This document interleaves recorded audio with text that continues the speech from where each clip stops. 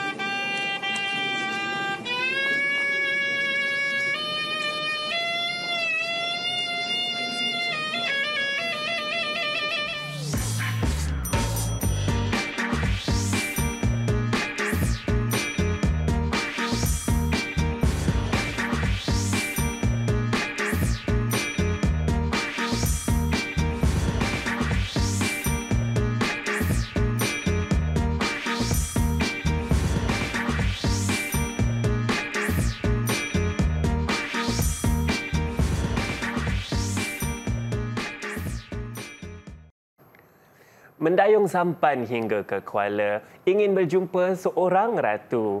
Menimba ilmu amalan mulia, Didik TV sedia membantu. Assalamualaikum dan salam sejahtera kepada murid-murid di rumah. Saya harap semuanya sihat-sihat belaka. Dan kita sudah perhatikan video tadi kan, saya rasa sangat menarik kan? Mesti nak tahu kan?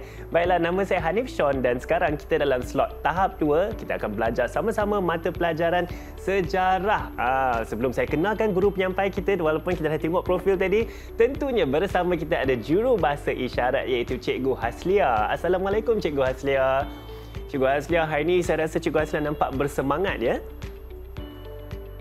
Begitu bersemangat cikgu kita tentunya. Baiklah, tentu kita ada guru penyampai, guru mata pelajaran sejarah kita iaitu Cikgu Nur Farah Ain, atau saya boleh panggil Cikgu Farah ya? Ya. Assalamualaikum warahmatullahi wabarakatuh dan selamat sejahtera Hanif. Hanif berpantun tu kan? Ya, Cikgu Farah sambut sikitlah ya. Oh, silakan Cikgu Farah. Baiklah, makan roti dengan kaya. Hanif cantik, kacak bergaya. Oh, alhamdulillah. Wah, terima kasih cikgu. Cikgu juga tetap cantik dan bergaya hari ini. Baik cikgu, dalam mata pelajaran sejarah yang sama-sama kita nak belajar ni, saya perhatikan di video di awal tadi menunjukkan yang di Pertuan Agong ya cikgu. Ya, adakah betul. itu topik kita hari ini? Itulah tajuk kita pada hari ini. Okey, sejarah tahun 5 yang di Pertuan Agong Teras Kedaulatan Negara. Baiklah, cikgu, menarik. Kita dah tak sabar-sabar nak kupas topik itu.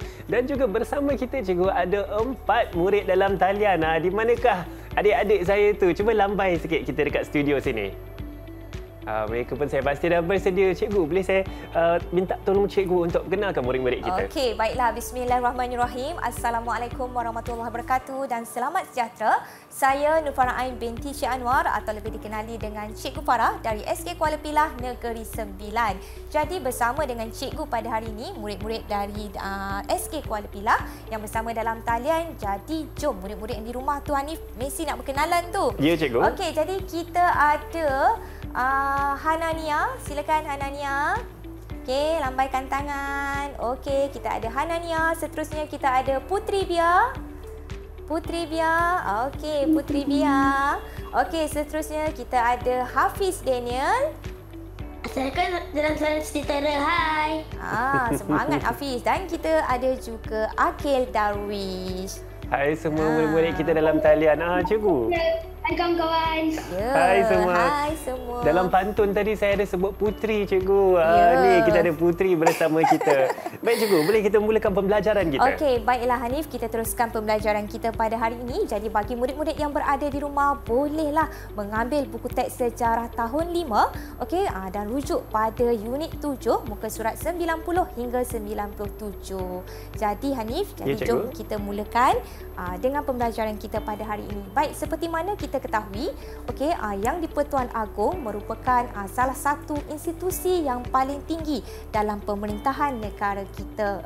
Jadi jom kita teruskan bersama dengan slide kita pada hari ini dari Pertuan Agong Teras Kedaulatan Negara. Baiklah, sebagai ketua utama negara di negara kita, okey, yang di-Pertuan Agong memayungi 3 badan utama, iaitu kalau kita dapat lihat, kita ada Badan Perundangan, Badan Eksekutif, Badan Kehakiman. Mari bersama-sama kita lihat apa pula yang ada pada Badan Perundangan, Badan Eksekutif dan juga Badan Kehakiman. Baiklah, murid-murid yang berada di rumah mungkin boleh catatkan. Okey, Badan Perundangan, okey, badan ini adalah badan yang menggubal undang-undang. Okey, badan yang merangka undang-undang. Seterusnya kita ada Badan Eksekutif, badan yang melaksanakan dasar ataupun undang-undang tersebut, dan juga kita ada Badan Kehakiman yang mentadbir keadilan di negara kita secara saksama. Inilah 3 badan yang dipayungi oleh Yang di-Pertuan Agong negara kita. Okey, seterusnya kita lihat sedikit bagaimana kronologi pemilihan Yang di-Pertuan Agong. Kita lihat secara ringkas. Baik, yang pertama, pemilihan Yang di-Pertuan Agong dibuat melalui undian sulit oleh 9 orang Raja Melayu dalam Majlis Raja-Raja. Okey, yang kedua, Majlis Raja-Raja akan mengisytiharkan nama raja atau nama sultan yang terpilih sebagai Yang di-Pertuan Agong.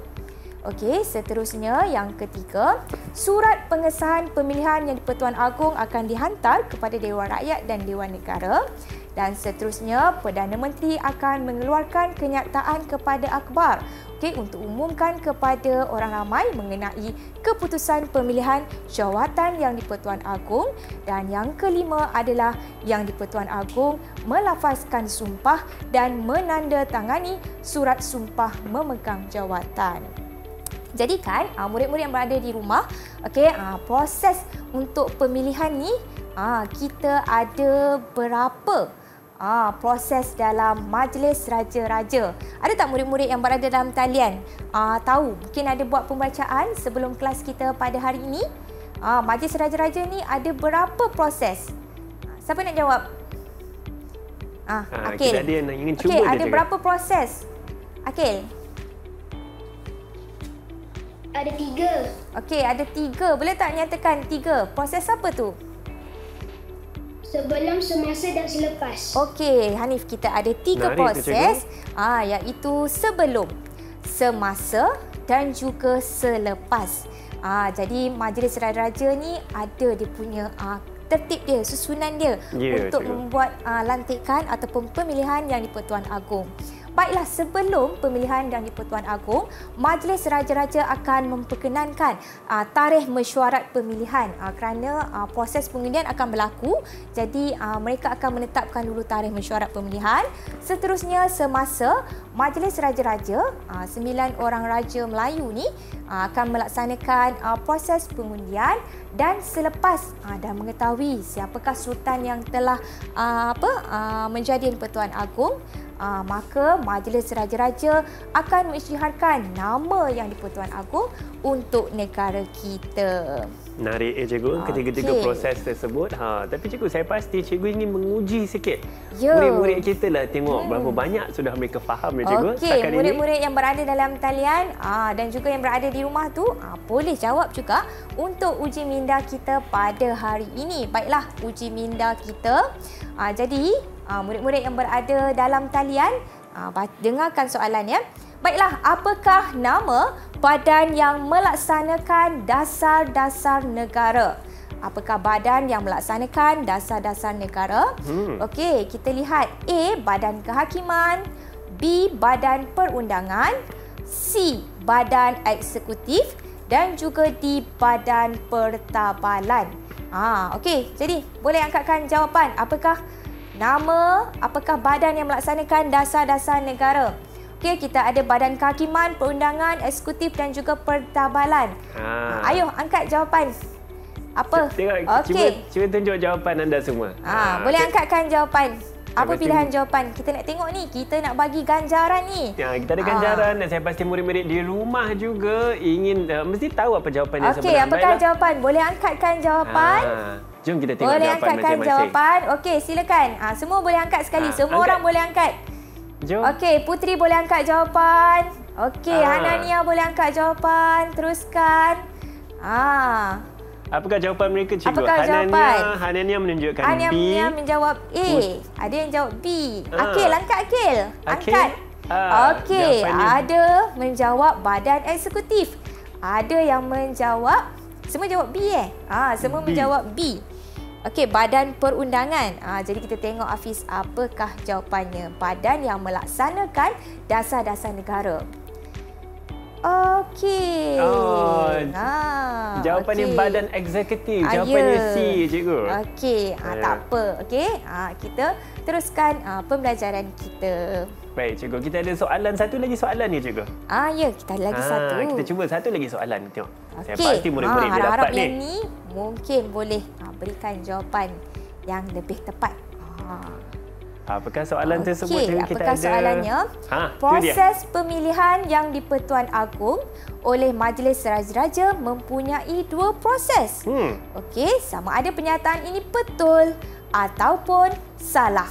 Tengok apa jawapannya, murid-murid. Okey. Katanya salah. Salah. Hafiz. Hafiz masih berfikir tu, Hafiz. Betul ke salah, Hafiz? Ada 2 proses dalam proses pemilihan. Laju dia cari jawapan dia. Silakan, tak apa. Akil mengatakan salah, Putri kata salah, Hanania kata salah. Okey, ada gangguan ke pada Hafiz? Okey, kita teruskanlah. Salah juga. Salah. Okey, kita teruskan jawapannya. Okey, salah. Salah. Jadi saya nak tanya jugalah murid-murid yang berada dalam talian. Siapa boleh bantu kita? Kenapa pernyataan ini salah? Proses pemilihan di-Pertuan Agong oleh Majlis Raja mempunyai 2 proses. Sebenarnya ada berapa proses? Siapa boleh jawab? Tolong angkat tangan. Silakan. Okey, Akil. Ada berapa proses? Ada 3 proses. Okey, ada 3 proses. Adakah jawapannya 3 proses, Hanif? Ya, betul. Okey, 3 proses iaitu sebelum, semasa dan selepas. Baiklah, cikgu. Keempat-empat murid dalam talian kita dapat jawapan yang betul. Cikgu ada ganjaran untuk mereka. Ya, saya berikan teddy bear. Saya bagikan anak patung pada hari ini kepada semua. Untuk anda semua dan saya pasti murid-murid di rumah juga dapat jawapan yang betul. Sambil saya tampal ganjaran ni, kita akan berehat sebentar. Pastikan anda jangan ke mana-mana tau. Banyak lagi Cikgu Farah nak kongsi dalam mata pelajaran sejarah mengenai Yang di-Pertuan Agong. Terus bersama kami.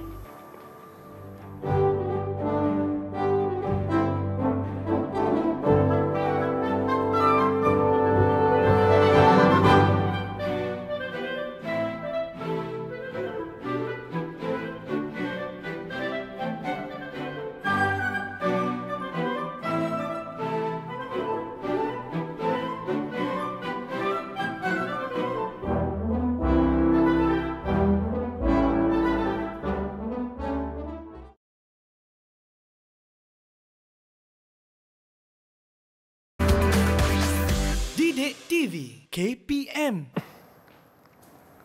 Salam sejahtera dan salam hormat semua. Anda sedang menonton Didik TV KPM. Sekarang dalam slot tahap 2, kita sedang belajar mata pelajaran sejarah. Topiknya begitu menarik iaitu mengenai Yang di-Pertuan Agong. Bersama saya ialah Cikgu Farah. Cikgu Farah akan kongsi dengan lebih lanjut cikgu mengenai topik kita sekarang, cikgu. Ya, betul. Baiklah, jom kita teruskan pembelajaran kita pada hari ini. Jadi kita nak lihat bagaimanakah istiadat pertabalan Yang di-Pertuan Agong berlaku. Jadi jom kita teruskan. Baiklah, pada yang pertama, Yang di-Pertuan Agong akan melafazkan sumpah memegang jawatan dalam mesyuarat Majlis Raja-Raja. Kita dapat lihat itulah Yang di-Pertuan Agong pada ketika itu. Kemudian yang kedua. Yang kedua, Yang di-Pertuan Agong menandatangani surat sumpah memegang jawatan. Kita lihat bagaimana dia menandatangani surat sumpah.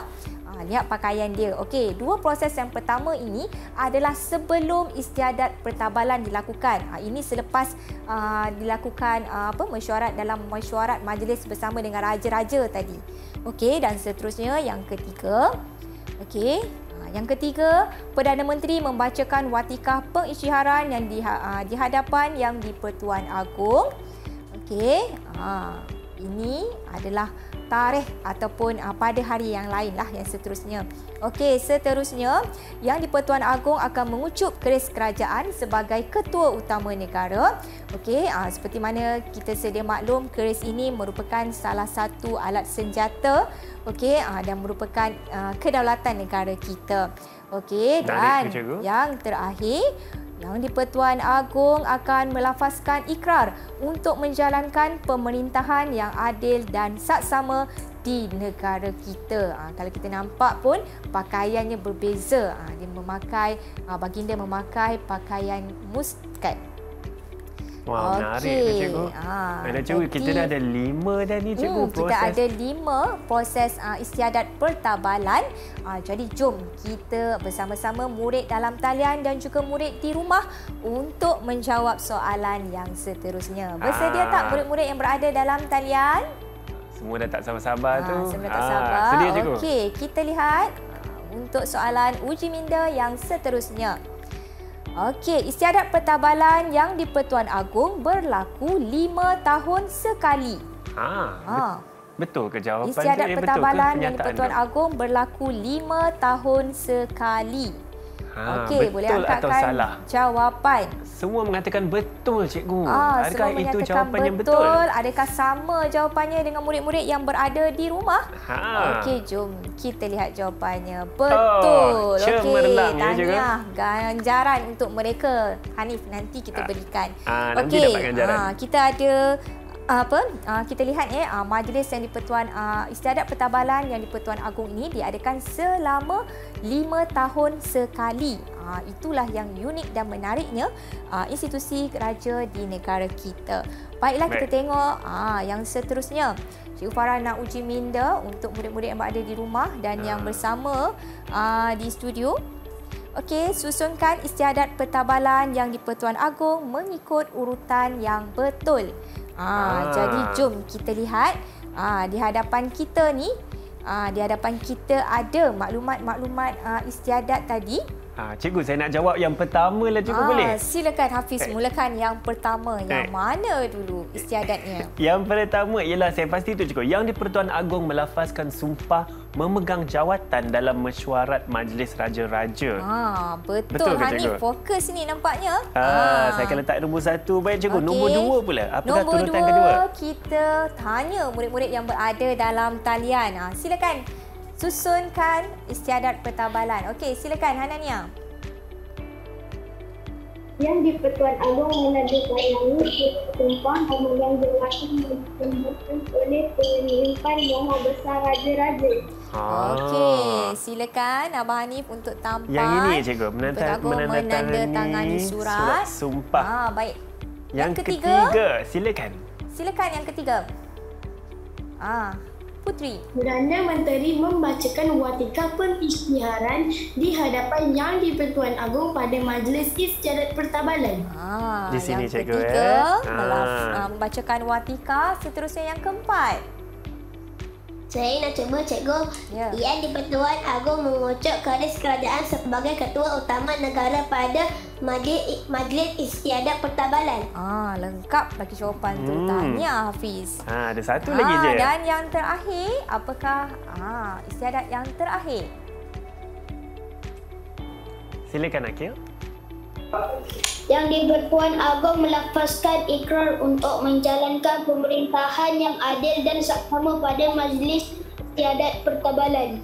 Ya, melafazkan ikrar untuk mentadbir negara kita secara adil dan juga saksama. Jadi begitulah kita punya istiadat pertabalan Yang di-Pertuan Agong. Jadi penuh tertib apa yang dilakukan oleh Majlis Raja-Raja di negara kita. Baik cikgu, saya rasa tahniah kepada semua murid kita dapat jawapan yang tepat di sana dan tentu Cikgu Farah nak bagi ganjarannya cikgu. Ya, kita berikan ganjaran kepada Hanania, kepada Putri, kepada Hafiz dan juga kepada Akil. Baiklah, sambil-sambil saya akan berikan ganjaran kepada murid-murid di sana di dalam talian. Kita akan berehat sebentar. Jangan ke mana-mana. Banyak lagi Cikgu Farah nak kongsi dalam mata pelajaran sejarah ini ya.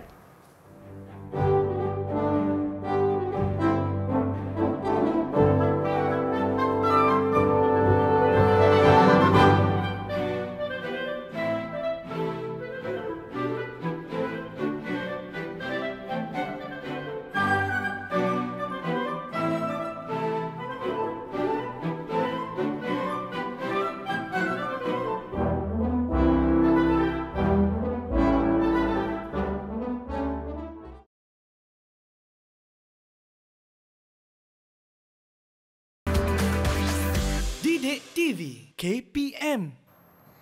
Hai semua, anda sedang menonton Didik TV KPM. Sekarang kita dalam slot tahap 2. Kita tengah belajar mengenai sejarah begitu menarik ni. Dan topik kita ialah Yang di-Pertuan Agong Teras Kedaulatan Negara. Yang akan kongsikan lagi ialah Cikgu Farah. Okey, terima kasih Hanif. Ya, Jadi Cikgu. kita dah melantik Yang di-Pertuan Agong ni. Mari kita lihat apakah pula bidang ataupun peranan ataupun bidang kuasa Yang di-Pertuan Agong. Jadi jom kita sama-sama. Baiklah, bidang kuasa Yang di-Pertuan Agong. Yang pertama, Yang di-Pertuan Agong akan menjadi Ketua Agama Islam bagi negeri baginda dan juga negeri yang tidak beraja. Negeri yang tidak beraja seperti Melaka, Pulau Pinang, Sabah dan juga Sarawak. Seterusnya, Yang di-Pertuan Agong juga berkuasa untuk melantik Perdana Menteri dan anggota Kabinet Malaysia. Ada tak? Yang kita tengok yang ketiga pula. Memelihara kedudukan istimewa orang Melayu dan Bumi Putra. Jadi yang berada dalam talian, ada tak yang nak bantu cikgu untuk terangkan yang seterusnya? Boleh angkat tangan. Ada beberapa lagi peranan. Ada yang cuba tu, cikgu? Silakan Hanania. Yang di-Pertuan Agong juga memperoleh kepentingan sah kaum-kaum sebagai warga negara Malaysia. Betul Hanania, tahniah. Yang di-Pertuan Agong juga berperanan untuk memelihara kepentingan sah kaum-kaum lain sebagai warga negara seperti kaum Melayu dan juga seperti kaum India dan juga kaum Cina. Seterusnya kita ada peranan di-Pertuan Agong iaitu merupakan pemerintah tertinggi Angkatan Tentera Malaysia. Seperti mana yang kita ketahui, kita ada tentera laut, tentera darat, tentera udara. Jadi yang di-Pertuan Agong bertindak sebagai pemerintah tertinggi. Baik, ada tak yang ingin nak kongsikan lagi seterusnya? Murid-murid yang berada dalam talian. Seterusnya silakan. Silakan. Ada Hafiz, cikgu. Hafiz, silakan. Saya nak cuba cikgu. Yang di-Pertuan Agong juga akan memperkenalkan rang undang-undang yang diluluskan oleh Parlimen. Tepat ya, cikgu. Tepat tu. Memperkenankan rang undang-undang yang diluluskan oleh Parlimen. Memperkenankan ni maksudnya mempersetujui apa segala undang-undang yang telah dibahaskan di Parlimen. Dan bila sebut Parlimen, yang di-Pertuan Agong juga mempunyai kuasa untuk memanggil, memberhentikan dan membubarkan Parlimen. Ada lagi tak yang nak kongsikan? Peranan ataupun bidang kuasa Yang di-Pertuan Agong. Silakan. Ada Akil. Akil. Silakan Akil. Saya cikgu, yang di-Pertuan Agong juga akan mengurniakan darjah kebesaran bintang dan pingat. Ini maksudnya apa, cikgu? Darjah pingat dan kebesaran tu Hanif akan dianugerahkan kepada individu yang berjasa, yang menyumbangkan tenaga ataupun yang mengharumkan nama negara. Dan individu ini juga akan mendapat gelaran seperti gelaran Tan Sri, Datuk dan sebagainya.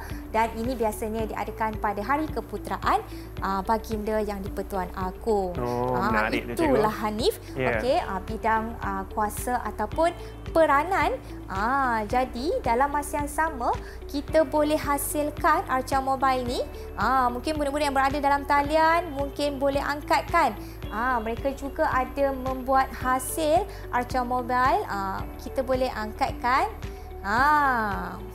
Jadi murid-murid yang berada di rumah juga boleh hasilkan Arca Mobile ini untuk lebih mengingati bidang-bidang ataupun peranan Yang di-Pertuan Agong di negara kita. Saya rasa ni sangat menarik, cikgu. Mungkin ada yang lebih mudah nak ingat dan faham kalau kita perhatikan secara kreatif di sini, cikgu. Mungkin kita boleh gantung di dalam bilik belajar kita. Saya setuju. Baik, cikgu. Baik, kita teruskan ya. Jadi pada hari ini mari kita lihat pula apakah nilai K. Elemen kewargaan negara kita.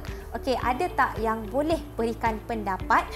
Seorang mungkin kita boleh tanya, apakah kepentingan untuk kita mengekalkan institusi Yang di-Pertuan Agong di negara kita? Baik, silakan. Siapa boleh bagi pendapat sikit? Kenapa pentingnya kita nak kekalkan institusi Yang di-Pertuan Agong ni? Silakan. Silakan Hanania ada angkat tangan. Hanania. Silakan Hanania. Pada pendapat saya, institusi Yang di-Pertuan dapat mewujudkan sebuah negara yang identitas. Okey, melambangkan identiti negara kita Malaysia. Kita ada institusi yang di-Pertuan Agong. Okey, seterusnya ada lagi yang nak kongsikan? Ada lagi yang terakhir. Okey, laju sikit. Putri, Ya, silakan. cikgu. Okey. Saya rasa institusi yang di-Pertuan Agong ini dapat mengukuhkan sistem pemerintahan demokrasi dan konsep raja berperlembagaan di negara kita. Okey, saya bersetuju dengan jawapan itu. Okey, institusi perlu dikekalkan. Okey, untuk mengukuhkan lagi konsep raja berperlembagaan di negara kita. Okey, ada lagi yang nak dikongsikan? Saya rasa sangat menarik tu cikgu.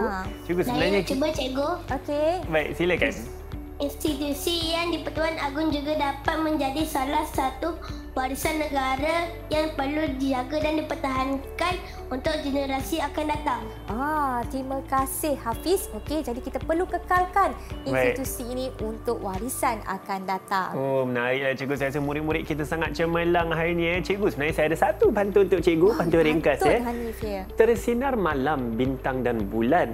Mohon cikgu kongsikan rumusan. Okey, terima kasih Hanif. Jadi secara rumusan ataupun keseluruhan pembelajaran kita pada hari ini untuk tajuk yang di-Pertuan Agong Teras Kedaulatan Negara. Okey, kita dapat lihat murid dapat mengetahui siapakah ketua utama negara kita, kemudian melihat peranan Majlis Raja-Raja, kemudian bagaimana istiadat pertabalan berlaku dan juga bidang kuasa yang di-Pertuan Agong. Jadi diharapkan juga murid-murid dapat menerapkan elemen kewarganegaraan untuk mengekalkan institusi raja supaya lebih berada di paling yang tertinggi, aman sentosa dengan kepelbagaian kaum yang ada di negara kita. Jadi kita dapat lihat murid dapat memberikan pendapat, memberikan idea.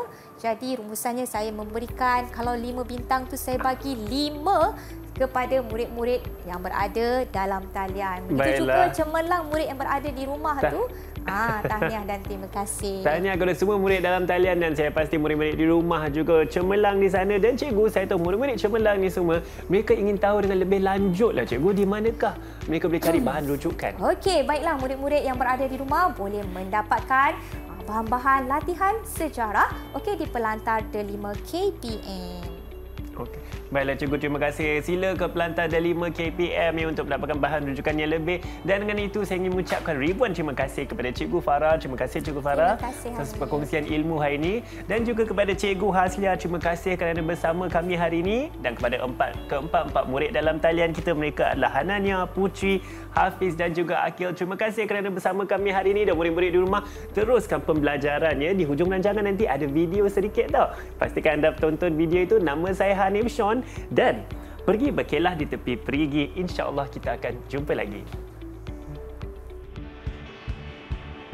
Assalamualaikum dan selamat sejahtera. Saya Ishraf Fatillah bin Abdul Latif dari SK Kuala Pilah. Saya berasa bangga tinggal di Malaysia kerana mempunyai sistem beraja yang unik. Institusi yang di-Pertuan Agong merupakan institusi yang paling tertinggi. Yang di-Pertuan Agong merupakan ketua utama negara. Menariknya lagi, setiap yang di-Pertuan Agong bergilir-gilir selama 5 tahun menjadi ketua negara. Saya sayang Malaysia.